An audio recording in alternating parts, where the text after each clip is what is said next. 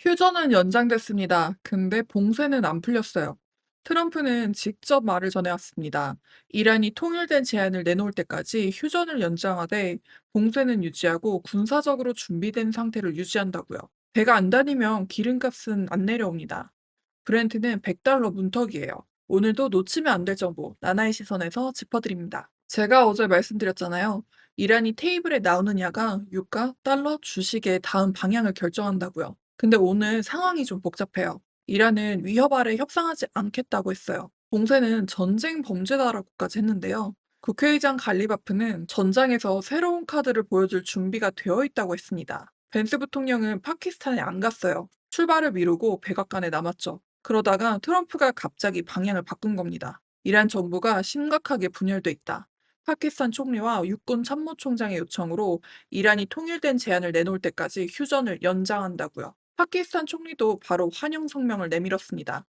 트럼프 혼자 말한 게 아니라 중재한 쪽도 공식으로 받아들인 거예요. 근데요, 여기서 중요한 건 이거예요. 휴전은 연장됐지만 해상 봉쇄를 풀지 않았다는 거죠. 봉쇄는 유지하고 군사적으로 언제든 준비된 상태를 유지한다. 이게 트럼프 원문입니다. 이거 하나만 기억하세요. 휴전 연장은 안도 신호가 아니에요. 이란 쪽 고위 참모도 바로 반발했거든요.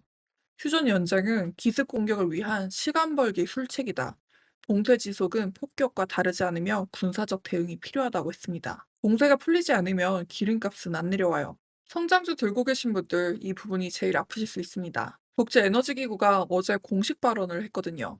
이란 전쟁이 역사상 최대 에너지 위기를 만들고 있다고요. 호르무즈는요, 어제 24시간 동안 해협을 지나간 배가 3척이에요. 평시에는 하루 140척이 다니거든요. 2만 명이 넘는 선원이 걸프에 발이 묶여 있죠. 여기에 유럽 쪽에서도 신호가 나왔습니다. 러시아가 5월 1일부터 카자흐스탄 원유의 독일행 수송을 중단할 수 있다고 했어요. 이게 실행되면 독일 슈베트 정유소 처리 능력의 17%가 영향을 받습니다. 호르무즈가 막혀 있는 상태에서 유럽의 육상 공급선까지 흔들리기 시작한 거예요. 중동 리스크가 꺾여도 유럽 공급 문제는 별개로 남을 수 있다는 뜻입니다. 기름값에서 물가로, 물가에서 금리로, 금리에서 성장주 부담으로 이 고리를 지속적으로 말씀드렸잖아요. 국제에너지기구가 역사상 최대라고 말한 건 이 고리가 끊어질 기미가 안 보인다는 뜻입니다. 이 혼란 속에서 금리 쪽에서도 큰일이 벌어졌죠. 케빈 어시, 연준 차기 의장 후보인데요. 한국으로 치면 한은 총재 후보가 국회 청문회에 서는 거예요. 어제 상원 은행위원회 청문회가 있었거든요. 그래서 워시가 뭐라고 했냐면요. 연준의 체제 변화가 필요하다. 인플레 대응 방식을 바꾸겠다. 시장에 미리 힌트를 주는 포워드 가이던스도 줄이겠다. 한마디로 지금 연준이 하는 방식을 거의 다 뜯어 고치겠다는 거예요. 당연히 질문이 나왔겠죠. 트럼프 꼭두각시가 되는 거 아니냐고 상원 의원이 대놓고 물어봤습니다. 워시가 뭐라고 했냐면요. 저는 누구의 꼭두각시도 되지 않겠습니다. 독립적으로 행동하겠습니다. 네, 즉 독립성을 강조한 건데요. 동시에 FOMC 기자회견 횟수를 줄일 수도 있다고 했어요. 진실을 추구하는 게 같은 말을 반복하는 것보다 중요하다고 표현을 했거든요. 인준도 순탄하지가 않은 거예요. 공화당의 틸리스 상원 의원이 4월 수사 문제가 해결될 때까지 인준 표결을 막겠다고 했어요. 위원회 구성이 공화당 13, 민주당 11거든요. 틸리스가 표결 자체를 맡고 있어서 인준이 위원회를 넘지 못하고 있어요. 정리하면요. 연준의 작동 방식 자체가 바뀔 수도 있는데 그 바뀔 사람의 인준마저 막혀 있어요. 이게 달러의 장기 금리에 성장주 가격에 직접 영향을 줍니다. 여기서 좀 의외의 신호도 나왔는데요. 전쟁으로 이렇게 불안한데 금이 빠졌어요. 현물 금 기준으로는 4,712달러. 하루 만에 약 2% 급락했습니다. 달러는 0.2% 올랐고요. 보통 전쟁이 나면 금이 올라야 하잖아요. 근데 안 올랐어요. 왜냐하면 유가가 올라가면서 인플레 걱정이 커지고 인플레 걱정이 커지면 금리를 올려야 한다는 기대가 붙거든요. 금리가 오르면 달러가 강해지고 달러가 강해지면 금이 눌리는 편입니다. 안전자산이라고 해서 금을 샀는데 금리와 달러가 더 세게 눌려버린 거예요. 이번 구간은 공포에 금 사면 된다라는 공식이 안 통하는 구간인 겁니다. 그리고 수면 아래도 한번 봐야겠는데요. 유럽 중앙은행 부총재 데긴도스가 사모신용을 금융안정 리스크로 공식 지목했습니다. 사모신용이 뭐냐면요. 은행이 아닌 펀드가 기업한테 직접 돈을 빌려주는 시장이에요. 근데 재밌는 건요. 헤드라인에서는 사모신용이 위험하다고 하는데 실제로는 1분기 BDC 펀드에 8억 6,800만 달러가 유입됐어요. 위험하다는데 돈은 들어가고 있는 거예요.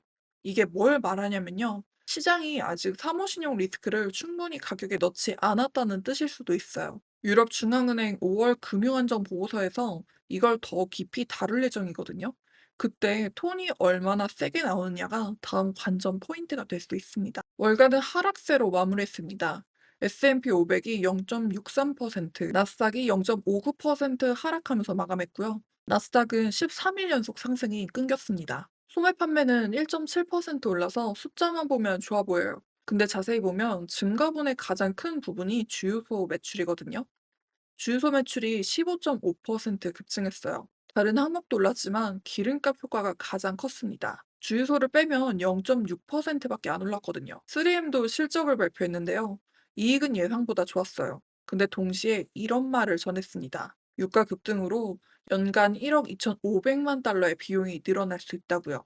유가가 기업을 갉아먹는 건 3M만이 아니에요. 미국 교통장관이 스피릿 에어라인스 구제금융에 대해 좋은 돈을 나쁜 돈 위에 쏟는 꼴이라고 했어요. 연료비 상승 때문에 구조조정 자체가 흔들리고 있다는 거예요. 유가가 기업 실적만 누르는 게 아니라 파산 기업의 회생까지 더 어렵게 만들고 있습니다. 근데 AI 쪽은 달라요. 어제 메타가 오클라호마 털사에서 10억 달러가 넘는 데이터 센터를 착공했어요. 아마존이 250억 달러를 태우고 메타가 실제로 삽을 뜬 거예요. AI 인프라 투자는 유가 혼란 속에서도 멈추지 않고 있습니다. 자, 그러면 한국도 어떤지 살펴봐야겠죠? 내일 한국 1분기 GDP 속보치가 나옵니다. 전망은 전기 대비 1%, 전년 대비 2.7%입니다. 3월 반도체 수출이 151% 늘어서 328억 달러를 찍었거든요. 근데 성장률만 보면 안 돼요. 신현송 한은 총재가 취임하면서 말했습니다. 이란 전쟁이 물가 상방 압력과 성장 하방 압력을 동시에 키우고 있다고요. 일본은행도 어제 같은 경고를 했습니다. 에너지 비용이 올라가면 기업 부담 위험도 커진다고요. 한국만의 문제가 아니에요.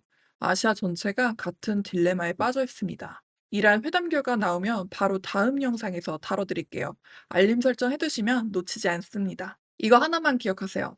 첫 번째, 이란의 통일된 제안이 나오는가? 트럼프가 이걸 조건으로 걸었어요. 제안이 나오면 협상이 재개되고 안 나오면 봉쇄와 긴장이 계속됩니다. 두 번째, 호르무즈 봉쇄. 휴전은 연장됐지만 봉쇄는 안 풀렸어요. 배가 다녀야 기름값이 내려옵니다. 봉쇄 해제가 없으면 유가 하방은 없습니다. 세 번째, 워시 인준 진행 여부. 틸리스가 표결을 맡고 있습니다. 인준이 지연되면 연준 불확실성이 더 길어져요. 네 번째, 한국 1분기 GDP. 내일 아침에 발표가 나옵니다. 반도체 수출 151% 증가가 성장률에 어떻게 반영되는지를 보셔야겠죠? 다섯 번째, 유럽 에너지 공급선. 러시아가 독일행 원유 수송을 끊으면 호르무즈와 별개로 유럽 에너지 병목이 또 하나 생깁니다. 오늘의 핵심 한 줄 알려드릴게요.